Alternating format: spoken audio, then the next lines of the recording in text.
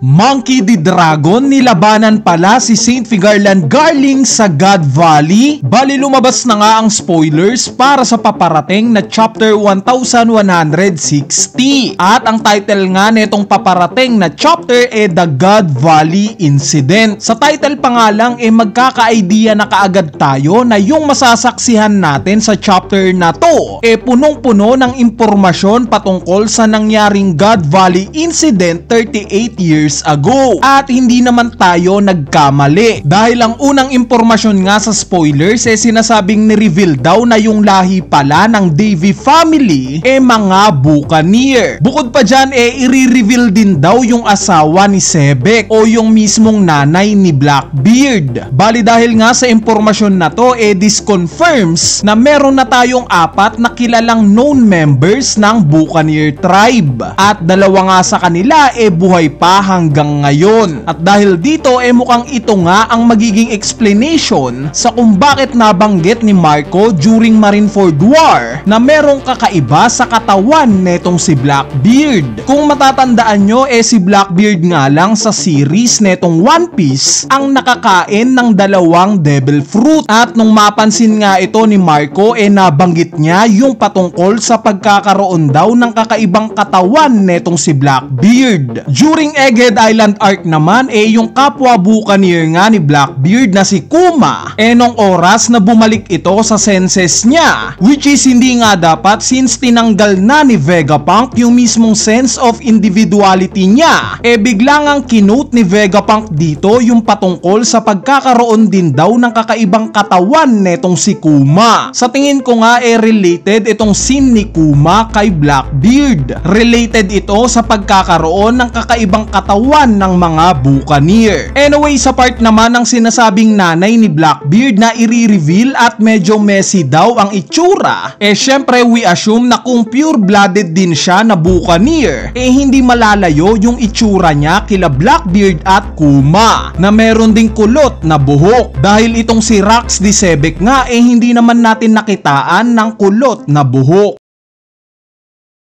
Sa sumunod na impormasyon naman sinasabing nagpatuloy daw sa chapter na to yung scene na ipinakitang nakita ni Dragon itong nanay nila Shanks. Ganun pa nga rin daw yung senaryo. Nagpapatulong ito kay Dragon na iligtas itong mga anak niya. Sana nga ipakita rin yung itsura ng nanay nila Shanks. Makita man lang natin kung ano yung possible appearance niya. Sa sumunod na impormasyon naman sinasabing nag-umpisa na daw yung hunting tournament sa God Valley. Nag-umpisa na nga daw pumatay ang mga celestial dragons ng mga civilian. Si Dragon naman daw ipinakitang bumaril ng isang celestial dragons para iligtas si Kuma. Yes guys, nakatadhana talaga yung kapalaran ng 2 to. Nakakatuwa nga na mas ginajustify ngayon ni Oda yung karakter ni Dragon na talagang para sa tama. Kumbaga hindi porket mababa lang yung ranggo niya susunod na lang siya sa mga mas nakakataas sa kanya kahit alam niyang mali yung iuutos ng mga ito. Kaya saludo kay Dragon sa paninindigan niya. Na-realize niya sa moment na to na itong mga celestial dragons ang totoong masasama sa God Valley at ang tunay na mga biktima dito itong mga civilian. Sana nga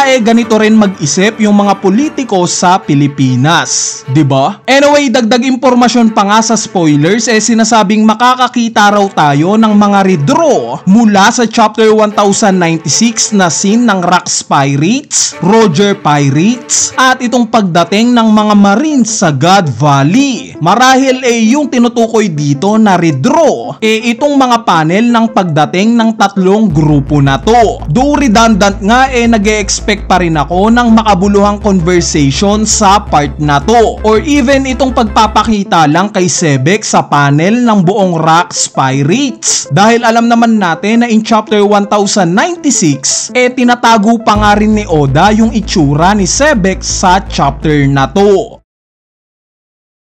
Sa sumunod na impormasyon naman sinasabing ipapakilala na daw isa-isa yung ilan pa sa mga Holy Knights na present sa God Valley. Yung isa nga daw dito mukhang Yeti na merong sungay. Bali ito nga yung impormasyon sa spoilers na pinaka-excited ako. Dahil in chapter 1096 nga nakita nating 12 ang present na Holy Knights base sa mga silhouette. At 6 nga sa chapter na to ni-reveal na. At sa latest chapter naman nag-reveal pa ng 2, which is sila Saint Summers at Ganku. Meaning overall nakita na natin yung 8 mga Holy Knights. Yung 4 nga misteryoso pa rin para sa atin. Pero syempre i-take nyo pa rin ito as a grain of salt dahil alam naman natin na nag-iiba yung bilang ni Oda once na ilabas niya na yung mismong revelation. Gaya na lang ng pag-update niya sa 6 na treasure chest, which turns out na siyang pala talaga ito. So ang huling impormasyon nga sa spoilers sinasabing sa pagtatapos daw ng chapter na to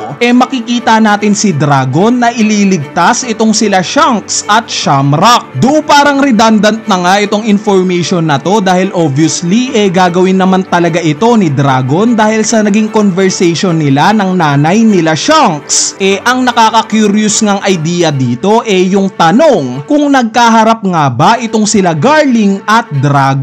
Dahil we all know na si Shanks lang ang nag-end up na nailigtas sa kamay ng mga Celestial Dragons. Lumaki nga siya sa pangangalaga ng Roger Pirates. Itong si Shamrock naman hindi nailigtas. Currently nga isa siyang Holy Knight. Meaning at some point maaaring nabawi ni Garling itong isang anak niya. Ngayon ang magiging tanong paanong nagawang mailigtas ni Dragon si Shanks? Diba nakita naman natin in last chapter kung gaano ka naive at wala pang signs na capable in battle itong si Dragon, unlike kay Garling na talagang mukhang uubos ng 100 army. So possible kaya na sa moment na to ng paghaharap nila Garling at Dragon dito nakain ni Dragon itong future devil fruit niya. Ito kaya yung rason kung bakit siya nakapalag kay Garling at nagawang mailigtas itong si Shanks. Ang isang nakaka-curious na idea pa nga dito yung rason ng pagiging most wanted criminal ni Dragon. Ito kayang epithet na to ibinigay ng world government kay Dragon dahil sa inakusahan nila itong kumidnap sa anak ng isang Holy Knight, specifically si Shanks.